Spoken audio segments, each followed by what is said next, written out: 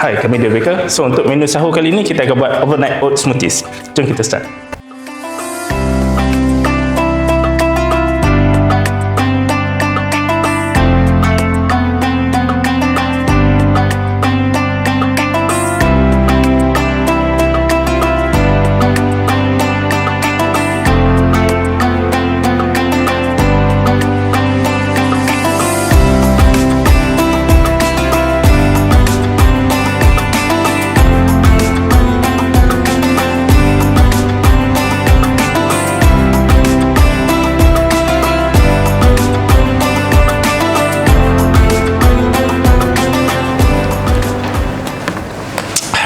Sesuai untuk energy booster semacam Ramadan.